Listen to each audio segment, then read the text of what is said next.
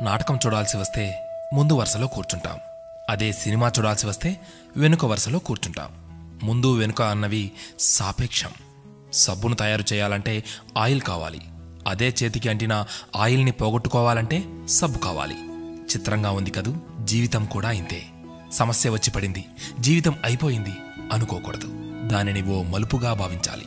ఈ ప్రపంచంలో ఇద్దరు ఆనందిస్తారు. ఒకరు పిచ్చివాళ్ళు, మరొకరు చిన్నపిల్లలు. గమ్యాన్ని చేరుకోవాలంటే పిచ్చితనం కావాలి.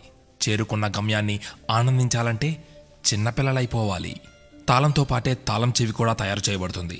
ఒకటి లేకుంటే రెండోది తయారు కాబడదు. అలాగే పరిష్కారం లేకుండా సమస్య కూడా రాదు. తోటా కంటే శక్తివంతమైనది మాట. ఒక్క మాటతో సంబంధం తెంచేసుకోవచ్చు. ఒకే మాటతో లేని బంధాన్ని పెంచేసుకోవచ్చు కూడా. మనిషి సమాజంలో సూదిలా బ్రతకాలి కానీ కత్తెరలా కాదు. సూది పని ఎప్పుడు జోడించడం మాత్రమే, కత్తెర పని ఎప్పుడు విడదీయడమే. అందరినీ కలుపుకుంటూ బ్రతకాలే గాని కత్తెరలా విడదీస్తూ కాదు. నిజాన్ని మార్చే శక్తి ఈ ప్రపంచంలో ఎవ్వరికీ లేదు. కానీ ప్రపంచాన్ని మార్చే శక్తి ఒక్క నిజానికి ఉంది.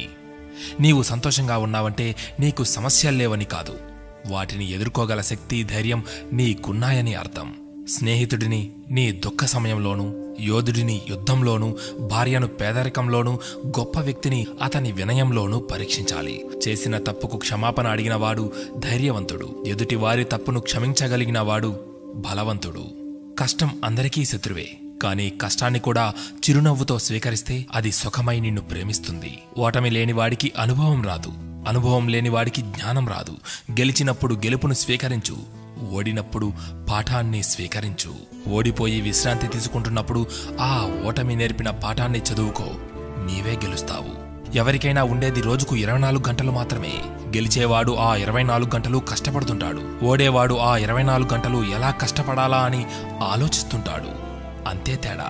గెలవాలన్న తపన, గెలవగలను అన్న నమ్మకం, నిరంతర సాధన, ఈ మూడే నిన్ను గెలుపుకు దగ్గర చేసే సాధనాలు. నేను గెలవటంలో ఓడిపోవచ్చు, కానీ ప్రయత్నించడంలో గెలుస్తున్నాను. ప్రయత్నిస్తూ గెలుస్తాను, గెలిచి తీరుతాను. స్వయం కృషితో పైకొచ్చిన వారికి ఆత్మవిశ్వాసం ఉంటుంది గాని అహంకారం ఉండదు.